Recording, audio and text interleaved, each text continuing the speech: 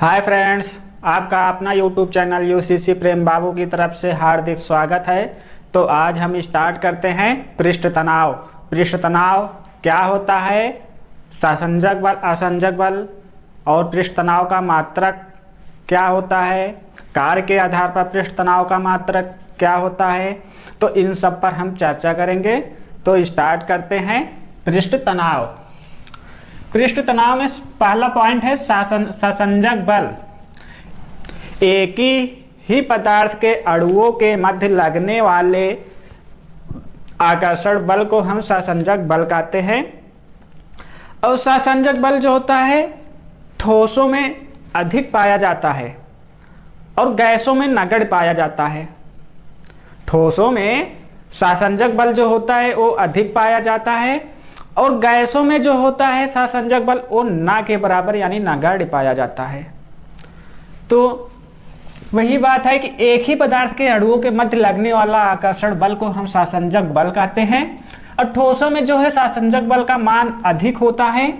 अब ये अधिक क्यों होता है, आपका अगर कोई पदार्थ ठोस अवस्था में, सपोज दैट ये आपका कोई पदार्थ है और ये ठोस अवस्था में है, तो अगर ये ठोस अवस्था में है तो आप इसके एक भाग पर चाहे जहां टच करेंगे या फिर उठाएंगे बैठाएंगे तो इनके मध्य जो अणुओं की संख्या होती है तो वो एक आकर्षण बल उसमें कार्य करता है।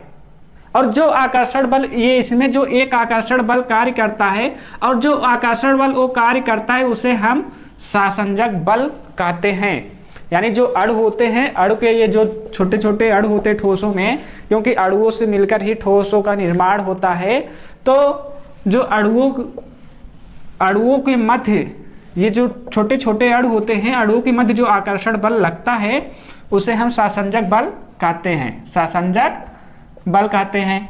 अब ठोसों में जो है ससंजक बल अधिक होता है, गैसों में नगण्य होता है। क्योंकि गैसों में आप अगर कभी भी देखेंगे कि जो गैस होती है, गैसों का आकार निश्चित नहीं होता है। ठोस जो होते हैं ठोसों का आकार निश्चित होता है, लेकिन गैसों का आकार निश्चित नहीं होता है। इसलिए आप कह सकते हैं कि गैसों में ससंजक बल जो होता है वो नगण्य यानी ना के बराबर लगता है। और ठोसों का आकार निश्चित होता है, इसलिए ठोसों में ससंजक बल लगता है।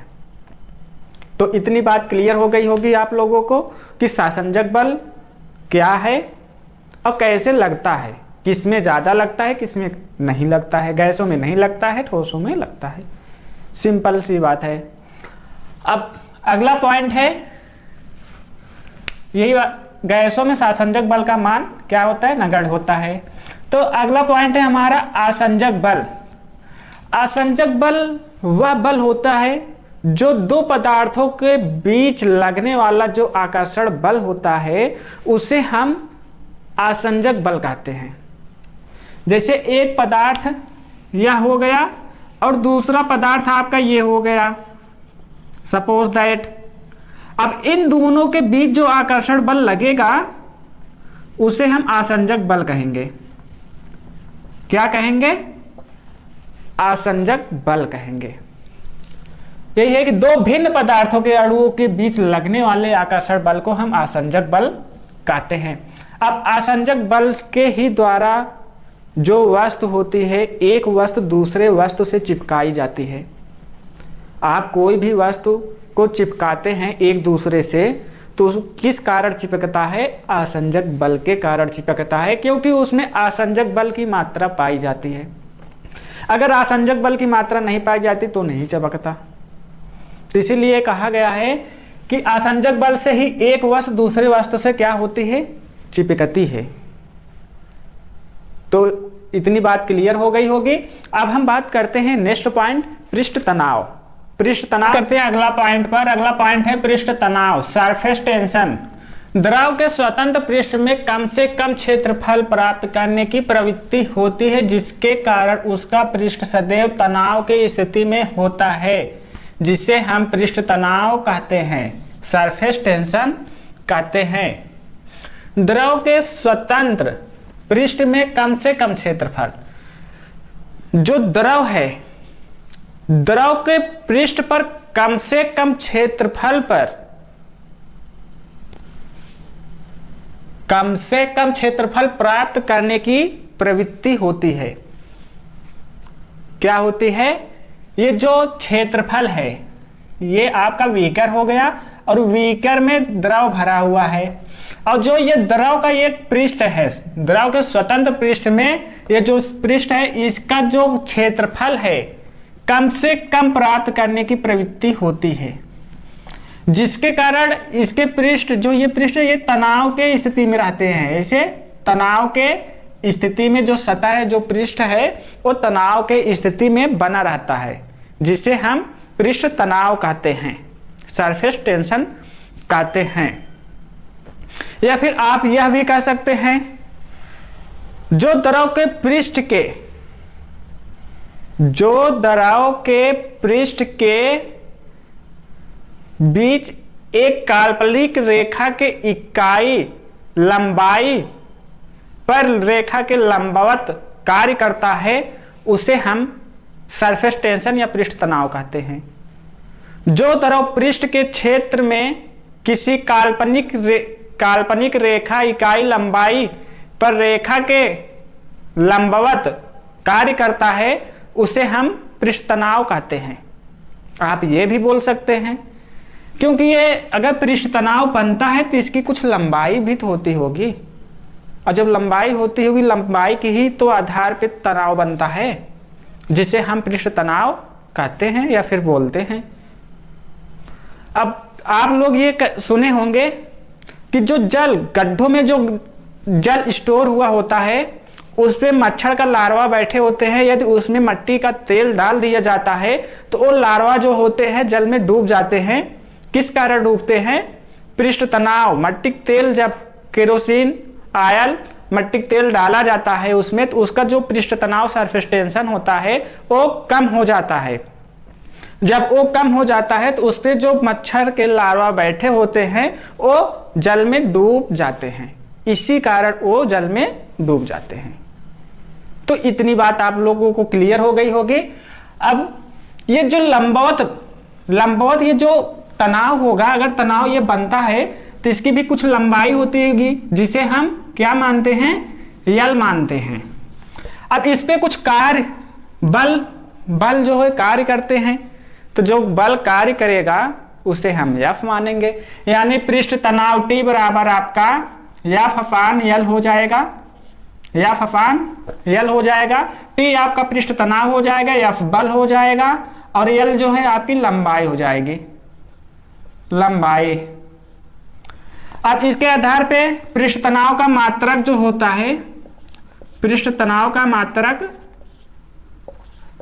बराबर आपका हो जाएगा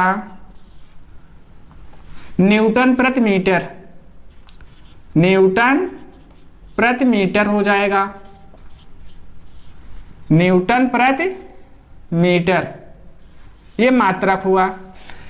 यदि अब इसमें थोड़ा सा और हम समझने की कोशिश करते हैं कि यदि यह एकांक क्षेत्रफल पर, यदि किसी द्रव के पृष्ठ के एकांक क्षेत्रफल को बढ़ाने के लिए जो कार्य किया जाता है वो पृष्ठ तनाव के बराबर होता है।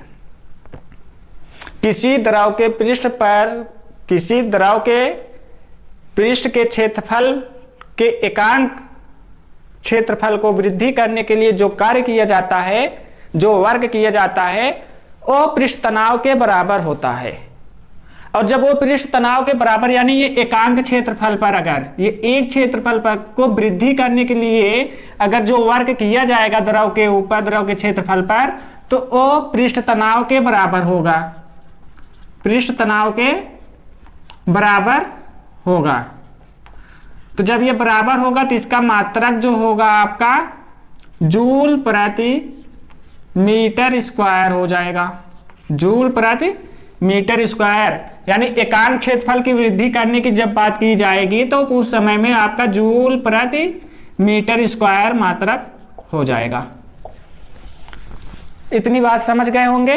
और पृष्ठ तनाव जो है वो अगर किसी द्रव को हीट दिया जाए, टेम्परेचर दिया जाए, तो गर्म करने पर पृष्ठ तनाव कम हो जाता है अगर किसी भी द्रव को गर्म किया जाए तो उसका जो पृष्ठ तनाव होता है वो कम हो जाता है।